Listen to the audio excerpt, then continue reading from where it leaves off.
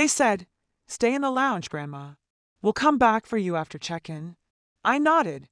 Of course I did. That's what you do when your son gives you an instruction in that clipped, over-patient voice, the one reserved for the elderly, the confused, and the inconvenient. I sat where they told me, next to a dusty potted plant, between a crying toddler and a flickering television tuned to a weather channel. It was 9:15 a.m. I waited 8 hours. I'd packed 3 days before, laid out every outfit on the bed like I used to do for Adam's school trips. The tickets were to Honolulu, our big family vacation, as Lisa, my daughter-in-law, called it. She'd insisted on matching t-shirts for the kids and me. Mine said Vacation Nana in bright pink letters. I didn't like it, but I wore it anyway. She'd rolled her eyes at the airport when I brought my own snacks. At the security line, things started to feel off. Lisa kept glancing at her watch. Adam was unusually quiet. The kids were on their phones. When the TSA agent asked about seating, Lisa laughed and said, "Oh, we'll sort that later." And that was the last time anyone looked me in the eye. Once we passed security, Lisa turned to me with that same brittle smile. "Mom, why don't you stay in the lounge? We'll go ahead and check in the bags, sort the kids' boarding passes, and then come get you. Just relax. You've done enough." She patted my arm. It wasn't affection. It was dismissal. I sat. I waited. I watched them disappear into the crowd. After an hour, I stood up and paced near the window. After 2, I asked the front desk to page Adam. No response. By the 4th hour, I stopped looking at the entrance. People around me came and went. Flights were announced and departed. The woman across from me had lunch, made 2 phone calls, and left. I stayed. It wasn't until 5 p.m. that I asked the clerk at the front for help. I gave Adam's full name. She typed, hesitated, and glanced at me carefully. They checked into the 1:45 p.m. flight to Honolulu. "Ma'am, it's already departed." I nodded. Then I asked her to repeat it. She did, slowly. Her voice was kind. I remember that. So that was it. They boarded without me. Not by accident. Not a mistake. I knew my son. He was a lot of things, but careless wasn't one of them. I stepped into the restroom, locked the stall, and sat down not to cry. I didn't have it in me. I just needed to sit where no one would ask if I was all right. When I emerged, the airport was shifting into evening mode. The buzz had dimmed. I walked to the departure screen and stared at it. My hands didn't shake. My heart didn't race. I simply looked at the list like a woman looking at options in a diner. And then I saw it. Portland, 7:35 p.m. I don't know why I chose Portland. Maybe because I hadn't seen it in decades. Maybe because it was where I once learned to ride a bike. Maybe because it was the furthest thing from Hawaii. I walked to the counter. "1 ticket to Portland," I said. "Tonight." The young woman hesitated. "Round trip?" "No, just one way." I used my own card, from my own account, the one Adam didn't know about, the one I'd kept open since before his wedding. I had just enough for the fare, a motel, and maybe a start. I didn't need more. I turned off my phone. No messages, no missed calls. Of course not. The boarding process was quiet. No one asked why I was traveling alone. No one looked at my shirt. I'd taken it off and stuffed it in the trash before heading to the gate. On the plane, I watched the lights of the city fall away beneath me. 8 hours ago, I thought I was going to paradise. Turns out, I was just being left behind. But now I was going somewhere real, somewhere they couldn't follow. I landed in Portland just after 10 o'clock. The airport was quieter than I remembered, smaller somehow. Or maybe it was me who had shrunk, folded inward from the weight of a day like no other. I walked slowly through the terminal, not because of my age, but because I didn't feel the need to rush anymore. No one was waiting for me. And for once, that felt like freedom. Outside, the air was damp and sharp. Rain had fallen recently. It smelled like concrete and pine. I stood under the awning for a minute, just breathing. Then I found a bench and sat down with my carry-on, the same one Adam had mocked for being too old school. It was brown leather, worn at the corners, the kind Derek gave me for our 25th anniversary. He would have laughed at what happened today, a deep, knowing laugh, the kind that said, "Well, sweetheart, what did you expect?" I didn't expect this. Not really. But I also wasn't surprised. I opened my wallet. 2 cards, 1 ID, $76 in cash, and a folded piece of paper with an address I hadn't used in 50 years, 1849 Quinn Street, my first apartment after marrying Derek. I didn't know if it still existed. I didn't even know why I'd brought the address with me. But there it was. I called a cab. The driver was quiet, a blessing. I gave him the address of a cheap motel I'd looked up before leaving Wilmington, just in case. When we pulled up, I paid without blinking, took my key, and climbed the narrow stairs to the second floor. Room 207. The hallway smelled like cleaning fluid and tired stories. Inside, the room was small but clean. One bed, one chair, a TV bolted to the wall. I washed my face in the sink and lay down on the bed in my clothes, the blanket scratchy against my arms. I slept without dreams. The next morning, I stood at the window, watching a woman in a pink robe walk her dog. She looked about my age, though maybe a little stronger in the back. I made coffee in the little machine on the nightstand and sat in the stiff chair by the window, sipping slowly. No one called. No one texted. I didn't check. I had nowhere to be. That was a strange thing to realize.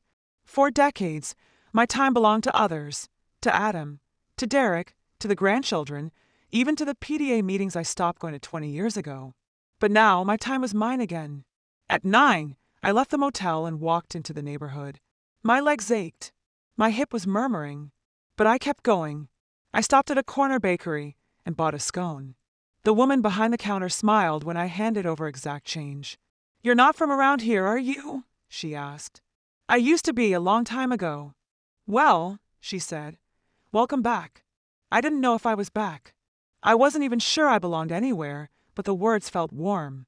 I asked her where to find housing listings. She pointed to a corkboard by the door.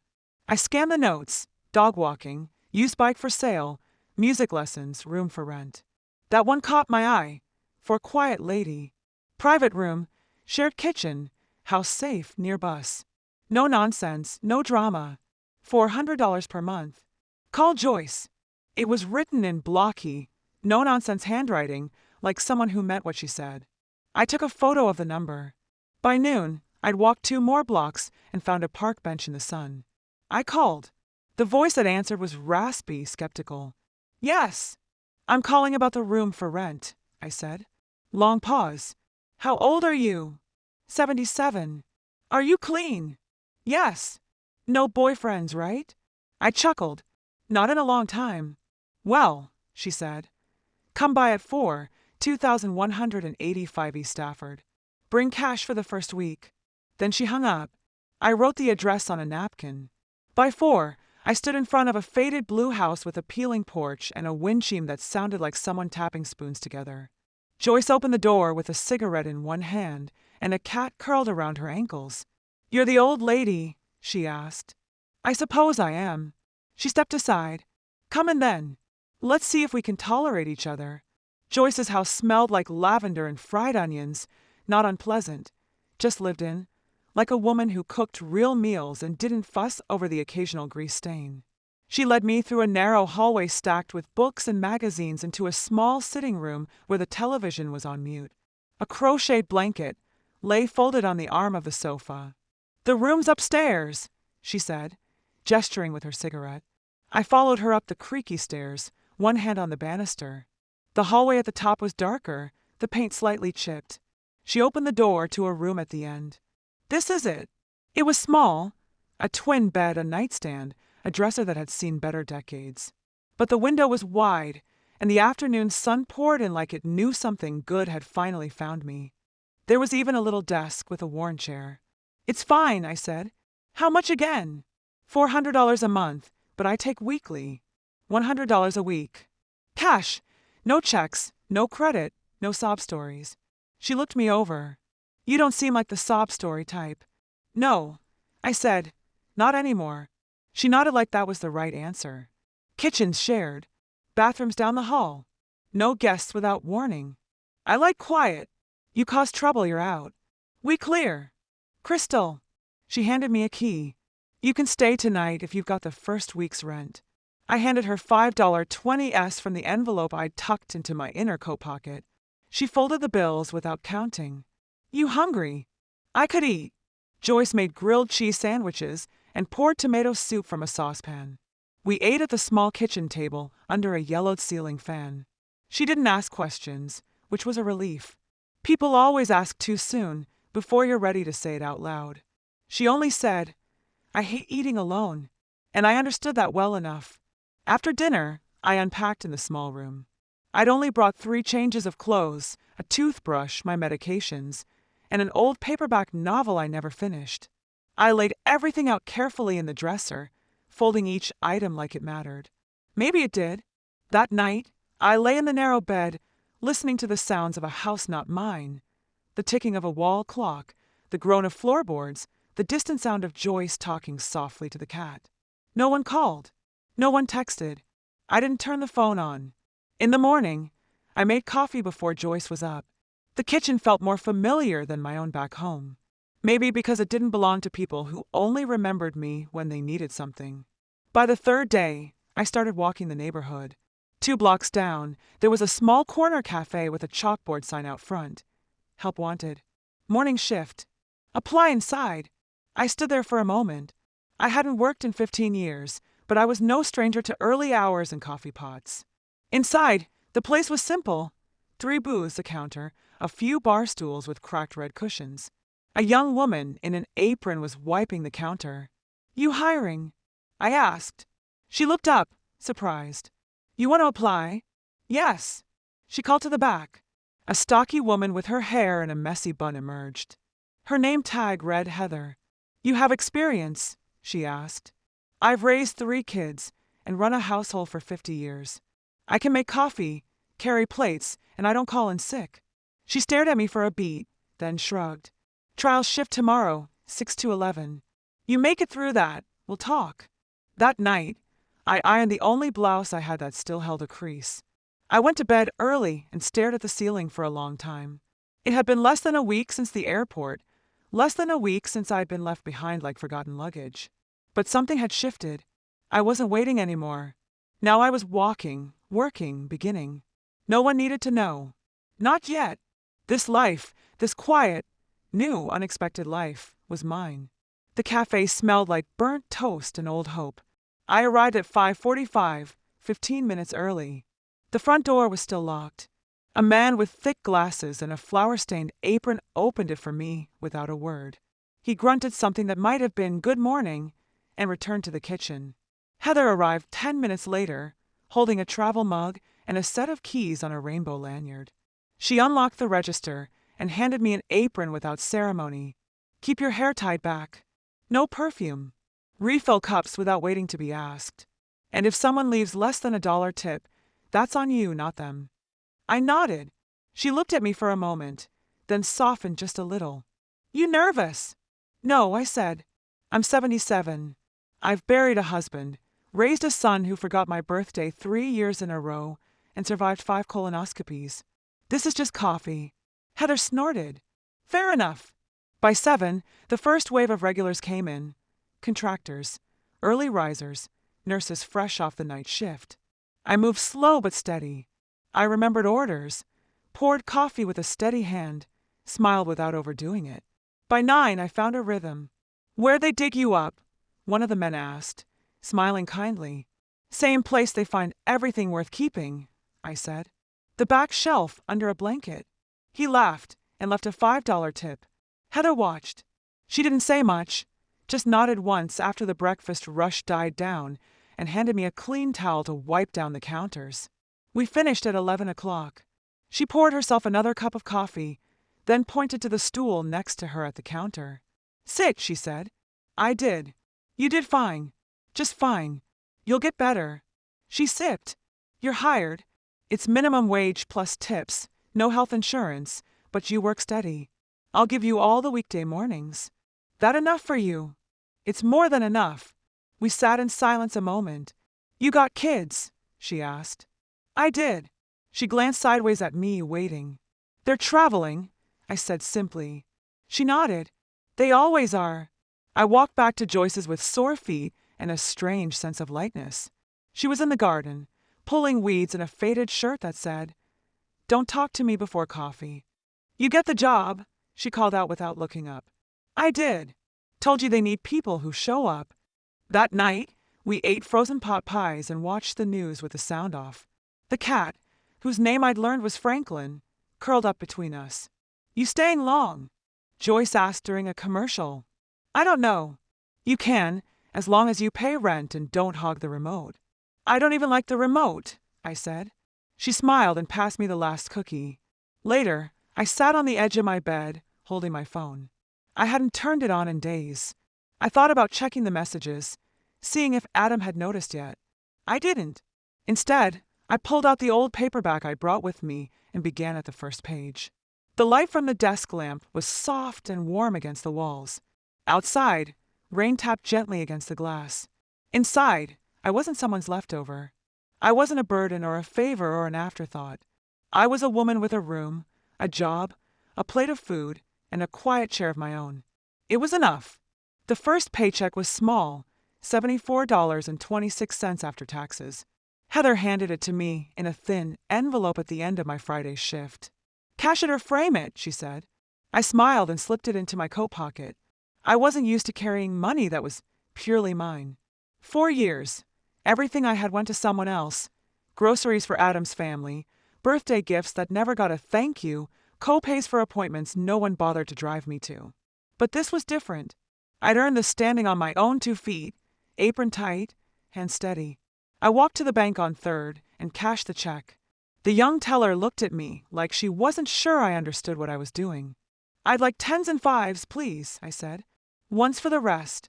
When she handed me the bills, I folded them neatly and tucked them into my wallet. I walked out of the bank with my chin a little higher. Across the street was a second-hand clothing shop, nothing fancy, just a narrow storefront with a cluttered display and a small handwritten sign. "Fall specials, 20% off coats."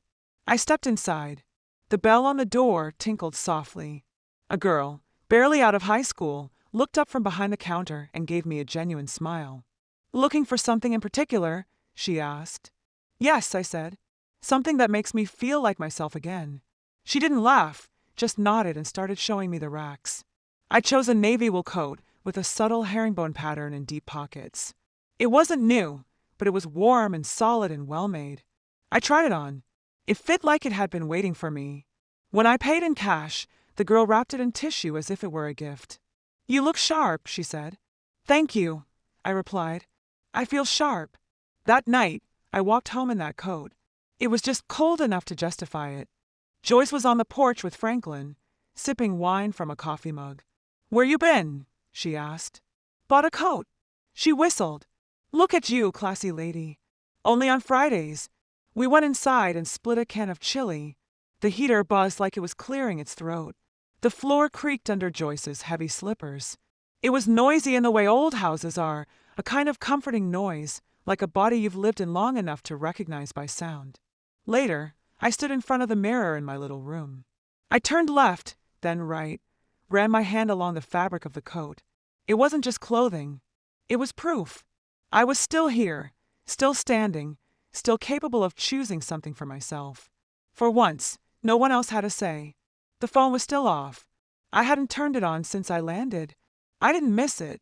I miss people sometimes, but not the kind who leave you by a fake ficus plant at an airport and never look back. In the mornings, I worked. By noon, I walked. In the evenings, I read or listened to Joyce's rants about city politics. Every few days, I bought myself something small. A pair of wool socks, a crossword book, real tea instead of the dusty bag she kept in a tin above the fridge.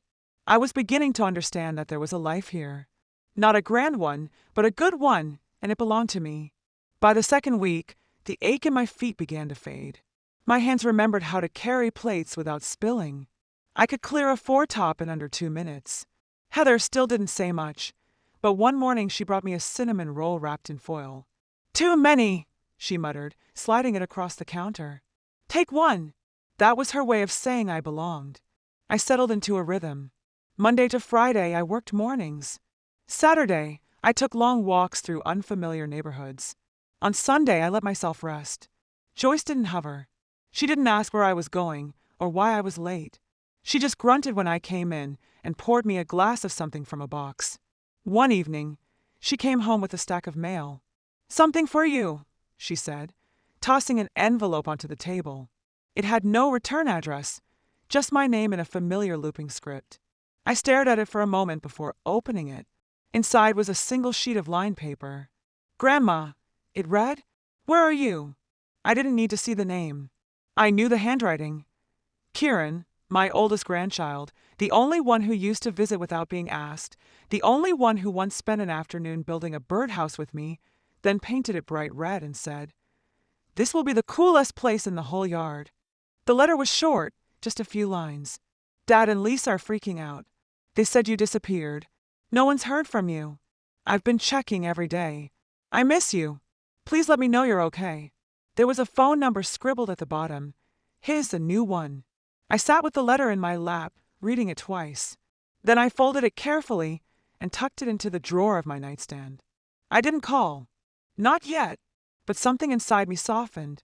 The next day, I stood at the cafe register, counting change, when Heather said, "You've got a visitor." I turned. A man in a gray windbreaker stood just inside the door, peering at the menu like it was written in another language. He looked to be in his early 80s, neatly dressed, clean-shaven, a little unsteady on his feet. When he spotted me, he smiled. "You the one who knows how to make real coffee?" he asked. I poured him a cup and set it down. "Cream and sugar?" I asked. "Just cream, 2 splashes." We didn't talk much at first. He drank slowly, folded the newspaper someone had left behind, and left a tip that was more generous than necessary. He came back the next day and the day after that. By Thursday, I learned his name was Arthur, widowed, 2 sons, one in Boston, one in Arizona. We didn't talk about them much. Mostly we discussed birds. He liked cardinals. I liked finches. We both agreed crows were smarter than people gave them credit for.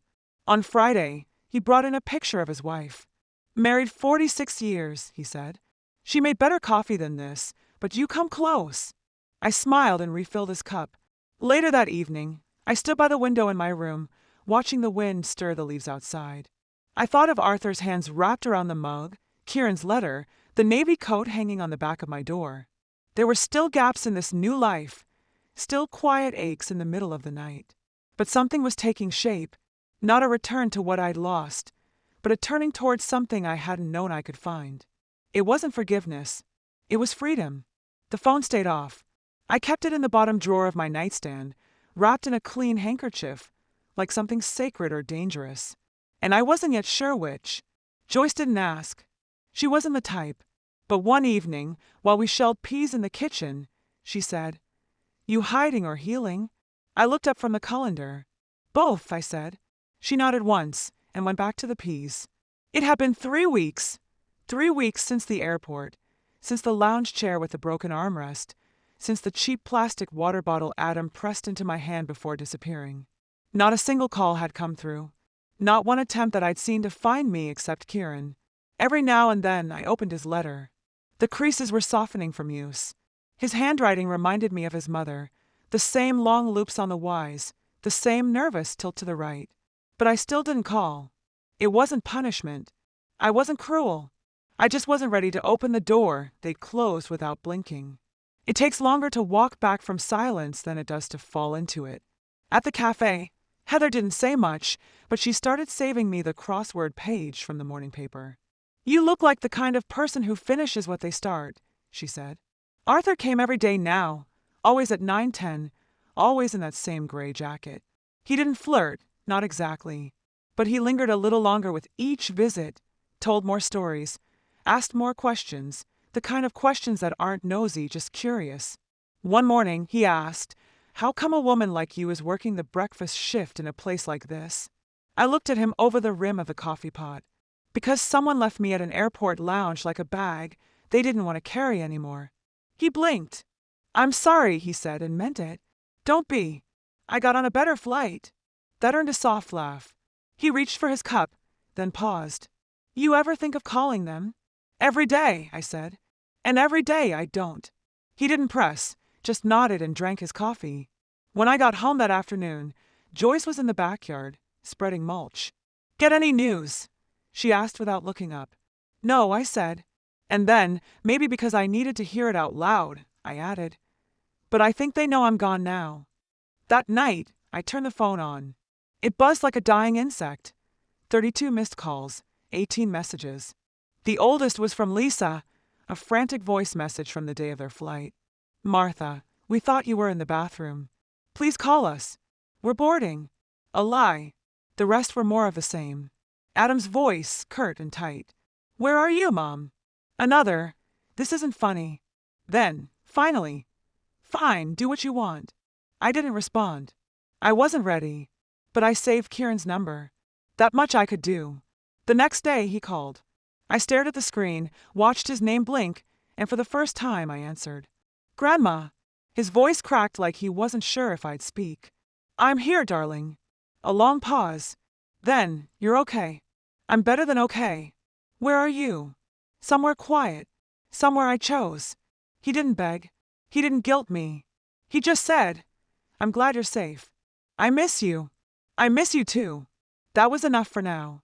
No explanations, no apologies, just the sound of someone who still wanted me in their life, not because I made birthday cakes or babysat on weekends, but because I mattered. And that sound, soft, simple, sincere, meant more than any seat on a plane. By the 4th week, I'd memorized the walk from the cafe to the corner pharmacy, the smell of the lilac bush outside Joyce's neighbor's yard, and the sound of Arthur's knock on the cafe window when I forgot his cream. Life was not exciting, but it was whole. It had shape. It had peace. And then, on a rainy Tuesday afternoon, a letter came in the mail. Joyce slid it across the kitchen table without comment.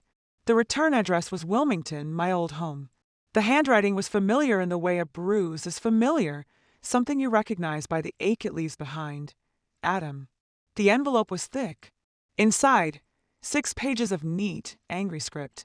No greeting. Just, I can't believe you did this. He accused me of disappearing, of making a scene by absence, of putting the family through stress during their vacation. Lisa cried every night, he wrote. The kids were confused. Do you think that was fair to them? Not a word about the airport lounge. Not a word about asking me to wait. No mention of the 8 hours, just the performance of pain, the rewriting of facts. He ended the letter with, We're willing to talk, but only if you're ready to be reasonable. Reasonable.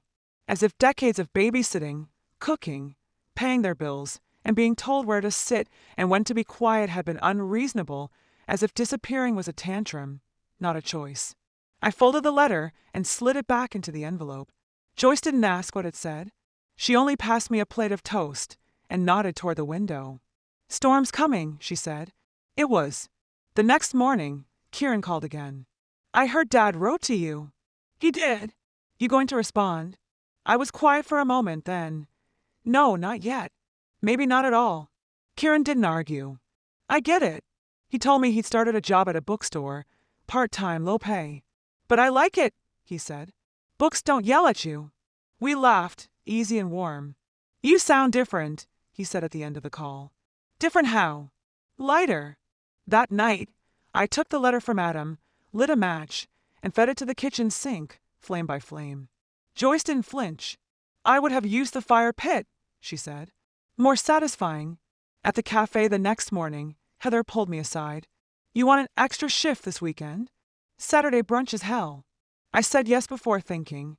Not because I needed the money, though it helped, but because I liked the feel of a full day. The ache in my feet was honest. Arthur came in late. He'd started using a cane. Nothing dramatic, just age showing up where it always does. The knees, the lower back, the pride. You burned the place down yet? He asked, settling into his usual stool. Not today, I said, pouring his cup. He sipped, then paused. You ever think about going back to Wilmington? To any of it? I wiped the counter. No, not once. He nodded slowly. Then maybe you finally arrived. That night, Joyce surprised me. She knocked on my door, holding a flyer. Community Center is doing a potluck next week. You and I should go. I raised an eyebrow. You go to potlucks. I go to free food and other people's gossip, she said. Don't read into it. I smiled. I'll make my lemon squares. Good. I'll lie and say I made them. The days were getting shorter now. Dusk settled earlier, curling around the house like an old quilt. I made tea and sat by the window with my crossword book. Franklin purred at my feet. My coat hung by the door, warm and ready. For the first time in years, I didn't feel like someone waiting for life to start again.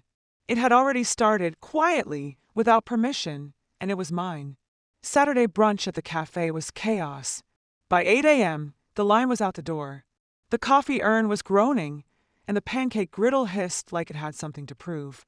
Heather moved like a woman in a war zone, snapping orders, flipping tickets, and slapping spoons into syrup containers with practiced violence. "Eggs over hard, booth 3, she barked. I didn't flinch. Refill on 6. Already done. By 10, my feet felt like stone, but my head was clear. There's a strange comfort in service. You stop thinking about yourself because you're thinking about everyone else. And in that, sometimes you find a kind of peace. Arthur didn't come in. Saturdays weren't his days. But as I wiped down the corner booth, I caught sight of something that made my breath pause. A face at the window, younger than Arthur, sharper around the jaw. But the eyes, those eyes, I knew Lisa. She stood outside for only a second. Her coat was too nice for the drizzle, her expression unreadable. She didn't come in, just turned and walked away. I said nothing to Heather. I finished my shift, counted my tips, and walked home slowly in the fading afternoon.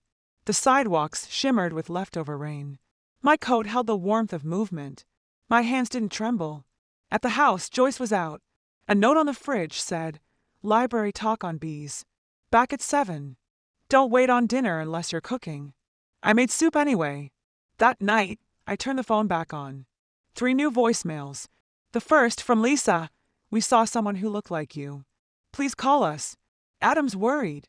The second, Adam, curt. "If this is about punishing us, it's gone too far. Enough is enough." The third, Kieran. "Hi, Grandma. I think Mom's in town. She's been weird all day. If something happened, please be careful." I stared at the screen. The past had a way of sniffing you out just when your back was turned. That night, I slept lightly. Every creak in the floor, every groan of the old pipes felt louder than usual, but nothing happened. Sunday passed quietly. On Monday, Arthur returned. He settled onto his stool, cane hooked on the backrest. "Busy weekend?" he asked. "Eventful," I said. He stirred his coffee. "Something bothering you?" "Yes, but not enough to ruin this moment." He smiled, and we sat in silence for a while, the way only 2 people who've seen enough can do. After work, I sat with Joyce on the porch, both of us wrapped in old sweaters, watching the clouds roll over. "I think they're looking for me," I said. I figured. She didn't ask what I was going to do. She didn't offer advice. "Just pass me the wine mug. You still hiding or healing?" "Healing," I said. "But the hiding was nice while it lasted." She raised her mug. "To people who stop asking for permission." I clinked it gently. Later that night, I wrote a letter, not to Adam, not to Lisa, to Kieran, a real letter, in pen on thick paper. I told him I was safe, that I'd made a new life, that I wasn't angry, just done waiting. I told him he was the only one who never made me feel like an obligation. I told him he could visit one day, if he came alone. It arrived on a Thursday, the envelope from Wilmington. But this time, it wasn't a letter from Adam or Lisa. It was a manila folder, bulky, stiff, with the return address of a regional news outlet I recognized from the old neighborhood. Joyce handed it to me with her eyebrows raised. "You got fans now?" I didn't answer. I opened it slowly, standing at the kitchen counter. Inside, a printout of a newspaper article, folded in thirds, front page of the community section. The headline read, "Missing Matriarch. Family speaks out on grandmother's disappearance." There was a photo of me, taken from some family gathering years ago, holding a pie dish, smiling without showing teeth. The article quoted Adam. "We're deeply worried," he said. "She vanished without a word. We just want her safe. If anyone sees her, please let us know." Lisa had a quote, too. "She's vulnerable. We fear something happened. She's not the type to do something like this." I laughed out loud, a sharp, startled sound that startled even me. "Not the type." Joyce leaned over my shoulder and read a few lines. "They really said vulnerable." I nodded. "You should sue them for underestimating you. They'll have to stand in line." There was something obscene about it, this performance of concern, of innocence, as if I'd wandered off into traffic, as if I hadn't been parked like a suitcase and abandoned before boarding. Heather saw the article, too. Someone at the cafe left it on the counter by accident. She brought it to me during the morning rush. "You okay?" she asked quietly. "Never better." I kept the clipping, not out of sentiment, but because it was proof that people only start worrying when they can't use you anymore. That night, I sat with Arthur in the booth by the window. He didn't ask about the article. He just handed me a little brown paper bag. "I saw this and thought of you," he said.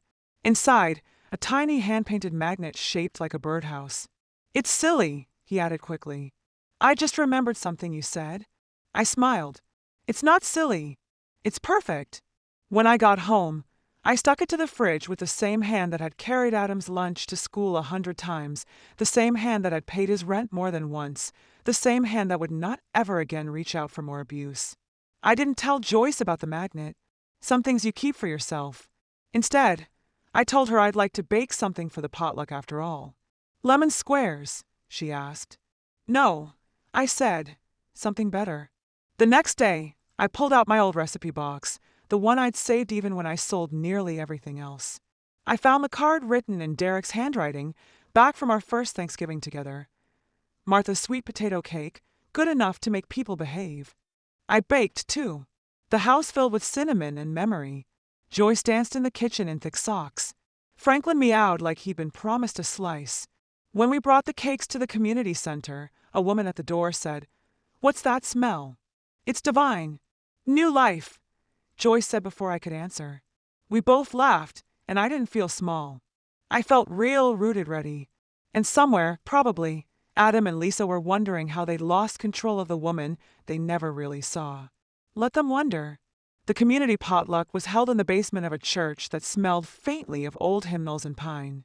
Folding tables lined the walls, covered in plastic cloths and mismatched dishes. A woman with a gray braid and a clipboard directed traffic like a general in an apron. Joyce and I arrived 10 minutes early, cakes carefully balanced in her arms. I carried the utensils and napkins. It had been years since I walked into a room where I didn't know a soul and didn't care. "You go find a table," Joyce said. "I'll handle introductions." I stood by the coffee station, warming my hands around a paper cup. People trickled in slowly, mostly women in thick sweaters and sensible shoes, a few men who hovered near the food like it might vanish if they blinked. Someone tapped my shoulder. "Did you bring the sweet potato cake?" I turned. A woman with kind eyes and a sturdy frame smiled at me. "I did." "God bless you," she said. I thought Clara Porter was bringing her dump cake again. "Yours smells like someone still knows what the holidays taste like." I chuckled. I've been known to cook under pressure. The evening was slow and loud in the way small gatherings always are, people talking over folding chairs, passing dishes down long tables, laughter popping like firecrackers. My cake disappeared before the prayer was done. Someone asked for the recipe. I said it was classified. Around the halfway mark, Joyce introduced me to a retired school librarian named Marcia and a former bus driver named Terry. They invited us to join their monthly trivia night. I told them I'd only go if the questions were from before 1990. Later, during dessert, Joyce leaned over and whispered, "You look smug." "I feel smug," I said. It had been so long since I was part of something that didn't ask me to prove my worth first. Back home, we kicked off our shoes and flopped onto the couch. Franklin settled on my lap, heavy and warm. Joyce turned to me. "You know they're going to show up, right?" I didn't answer. She said it again, softer. "Sooner or later." "I know." And I did. The letter, the article, Lisa's face outside the cafe. They were warning shots, and I was tired of being on alert. The next morning, a man in a suit stood outside the cafe. He waited until my shift ended, then stepped inside, removed his sunglasses, and said, "Are you Mrs. Martha Harlow?" I didn't like the tone. Too formal, too careful. "I am. My name is Derek Sorensen. I represent Adam and Lisa Harlow. They've asked me to speak with you regarding your well-being and your assets." I blinked. "My well-being is excellent," I said, "and my assets are none of your business." He shifted uncomfortably. "They're very concerned, Mrs. Harlow. They'd like to ensure you're in a safe environment, possibly discuss some next steps." I folded my apron and placed it on the counter. "Tell Adam, And Lisa, I'm not a pet they forgot to pick up. There are no next steps unless I take them. He cleared his throat. If you just consider. I've considered enough. I walked past him and out the door, leaving him blinking in the light. Arthur was waiting outside. He didn't look like he came for coffee. He said he didn't. You okay? Yes, I said. Because I'm not going to let anyone convince me I'm not. That evening, I wrote one more letter, not to Kieran this time, to Lisa. 3 lines. I know what you did. I know what you didn't say. I'm not angry. I'm not coming back. Take care of your own life now. I finally started mine. I mailed it the next morning with a stamp that had a bird on it, a finch, the kind that sings even in the cold. I expected silence.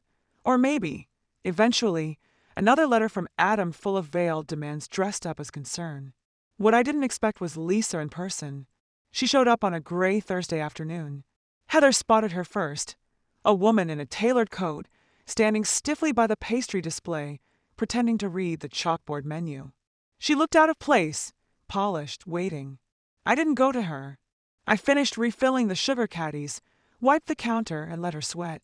When she finally stepped forward, her voice was low. Martha! I turned slowly. Lisa! The cafe was nearly empty, just Arthur in the corner booth and a young couple whispering over muffins. Can we talk? She asked. You're talking now. She winced. Privately. I nodded toward the back. Booth's free. She slid into the seat across from me like a woman bracing for bad weather. I didn't know Adam was sending someone, she said. The lawyer. That wasn't my idea. No, I said. But leaving me in an airport lounge was. Her eyes filled, genuinely, maybe for show. I couldn't tell anymore. We panicked, she said. The flight was boarding. The kids were cranky. We thought you were behind us. I raised an eyebrow. 8 hours, Lisa. 8 hours. You didn't call, didn't check in, didn't even ask someone at the gate. She looked down at her hands. They were perfectly manicured, always had been. I didn't think you'd leave. I didn't. You did. Silence stretched between us like taut thread. Then she reached into her purse and pulled out an envelope. I don't want anything from you, she said. But Kieran, he's struggling. He misses you. Adam's furious. But Kieran, he's different. I took the envelope, not because I wanted what was inside, but because I didn't want to give her the satisfaction of refusing it outright. He doesn't need a go-between, I said. He knows how to call. Lisa nodded. He might. She looked up then, not the woman who smoothed over dinner parties and smiled through gritted teeth, just tired small. I wasn't trying to replace you, she said quietly. I just didn't want your shadow in every room. That was the closest thing to honesty I'd ever heard from her. I stood. I'm not your shadow, Lisa. I'm my own person, and I finally remembered how to be one. She left without finishing her coffee. That night, Joyce and I sat on the porch, wrapped in blankets. The air smelled like rain and would smoke. She really said that? Joyce asked. I nodded. And nothing. She said her piece. I said mine. You going to see them? No. Joyce sipped her tea. What about the boy? Kieran. I smiled. He's different. I'll see him. But on my time. Later, I opened the envelope. Inside, a photo of Kieran as a child, me holding him on my hip in the garden, both of us laughing. Tucked behind it, a note in his handwriting. I remember. I always remembered. Just 5 words, but they were enough to hold the rest of the week in place. I spent the next morning in the kitchen, watching the kettle boil and thinking about the word cut. Not in the violent sense, but in the quiet, final way a string is snipped, a tether released. I'd spent so much of my life tied to people who assumed I'd never walk away. But I had, and every day I didn't go back, the knot loosened a little more. That afternoon, I went to the bank. The teller was the same girl who'd cashed my first paycheck. Her name was Mari. She wore purple nail polish and always looked slightly surprised to be indoors. I'd like to make a transfer, I said, sliding my ID across the counter. Sure, she said. From which account? I gave her the number of the small one I'd opened with my old card, the one I'd used for groceries when Derek was alive, the one Adam never knew existed. And the recipient? I smiled. Kieran Harlow. I handed her the routing information he'd included in his note. It's not a huge amount, I said. Just a little something for books or groceries, or getting away if he ever needs to. Mari tapped at her keyboard. You're the first person I've seen in months send money without strings attached. That's the point. It felt good. Not like revenge, sharper than that, like closure. I walked out of the bank and into the crisp air, coat buttoned, collar up. The wind didn't bite. It nudged, like a reminder. At home, Joyce was watching game shows. You look smug again, she said without looking up. I made a decision. Anyone die? Not yet. She grinned. That night, I wrote one last letter. This one wasn't for the family. It was for the lawyer, Derek Sorensen. I kept it brief. To whom it may concern, there is no cause for further legal contact. I am of sound mind, in a safe environment, and not under duress. I have retained local legal counsel. Any further attempts to contact me under the guise of concern will be considered harassment. Sincerely, Martha Harlow. I signed it with a steady hand and dropped it off at the post office the next morning. That was the final cut. I wasn't angry anymore. Just done. At the cafe, Heather handed me an extra shift without asking. You're the only one who shows up early, she said. The rest want applause for showing up at all. Arthur came in just before noon. He looked tired but steady. We sat by the window with tea instead of coffee. You look lighter, he said. I wrote a letter, I said. The last one. He didn't ask what it said. He only nodded. Sometimes it's the unsent ones that change everything, he said. Sometimes it's the ones you send without waiting for a reply. When I got home that evening, I stood in the doorway for a moment. The house smelled like garlic and dryer sheets. Franklin padded up and headbutted my shin. Joyce looked up from the kitchen. I made pasta. Hope you're hungry. I was hungry, free, unafraid. Everything I hadn't been in years. Joyce turned 70 on a Tuesday. She didn't want a party. People start singing, and I want to run, she said. But I baked a chocolate cake anyway and left it on the kitchen table with 2 candles and a card that read, You're not old. You're vintage. She laughed when she saw it. I guess I can tolerate cake, she said, slicing it thick. That night, we sat on the porch with slices balanced on paper plates, wrapped in quilts, watching the moon rise. It was a quiet celebration, the kind I never used to believe counted, but they do. Maybe more than the loud ones. You know, Joyce said. You've been here almost 2 months. I know. You planning to stay? I looked out at the street, empty and soft under streetlight. Yes. She nodded. Good. This house is weird without someone yelling at the cat. We toasted with lukewarm tea. Franklin yawned and curled tighter between our feet. The next day, Heather gave me an envelope. What's this? Your name's on it. No return address, but the postmark's local. I opened it after my shift, sitting on the back step behind the cafe. Inside was a letter, the handwriting large, deliberate. Grandma, I'm coming to Portland. I want to see you. I'm not bringing anyone. I just want to talk. I'm staying at the Red Fern Motel on Maple, room 12. If you want to come by, I'll be there Friday and Saturday. If not, I'll understand. Kieran. There was no guilt in it, no pressure, just a boy. No, a man now, reaching out with quiet hands. Friday morning came faster than expected. I dressed carefully, not for him, for me. Navy coat, clean shirt, lipstick the color of dried cherries. I didn't tell Joyce where I was going. She didn't ask. The Red Fern was modest, clean, but tired. I knocked once. He opened the door like he'd been waiting with his hand on the knob. He was taller than I remembered, scruff on his jaw, shadows under his eyes, but the same gentleness in the way he looked at me. Hi, Grandma. Hi, sweetheart. He didn't hug me right away. He stepped back and let me in. The room smelled like takeout and hotel soap. The bed was made, but the desk was cluttered with books. He brought books. That said everything. We sat, not too close, like we knew we needed space before warmth. I didn't know if you'd come, he said. I didn't know either. He nodded. I read your letter. The one you didn't send. Mom found it in the drawer. Of course she did. I'm glad you didn't send it, he said. But I'm more glad you wrote it. We talked about small things, big things. How his job was going, how I liked Portland, how freedom tasted when no one was watching. I think about you a lot, he said. You were the only person who ever made me feel enough just by sitting beside me. I reached over and took his hand. You always were enough. You still are. We didn't cry, neither of us, but we breathed deeper. He didn't ask if I was coming back. I didn't ask if he was staying. We knew better than that. Before I left, he handed me a small wrapped bundle. Inside was a book of poems. I underlined the ones that made me think of you, he said. That night, I read them one by lamplight, slowly. One line stayed with me. There are women who rise not from fire, but from forgetting who told them they couldn't. And I slept with the window cracked, the sound of wind soft like a second chance. The next morning, I walked to the cafe like usual, same coat, same steps. But something was different, not around me and me. Kieran had gone back to the motel after breakfast. His train was at noon. We didn't say goodbye, just hugged long and quiet in the lobby while someone vacuumed in the next room.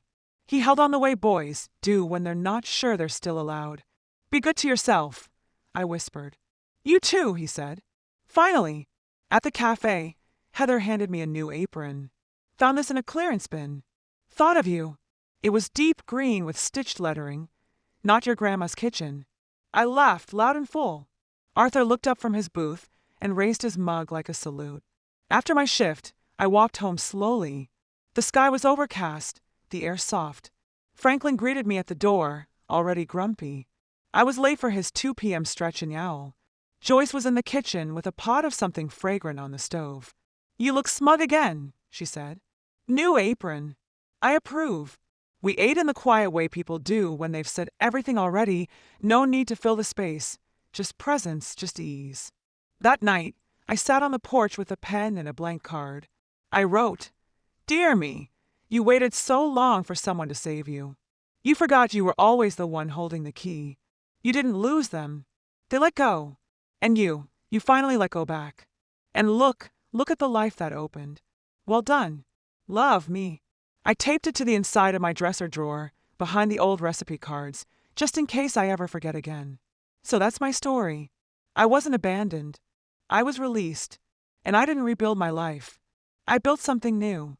If this found you at the right moment, don't wait for the perfect sign. Be your own sign. Your own noise in the silence. Your own step away from the airport lounge.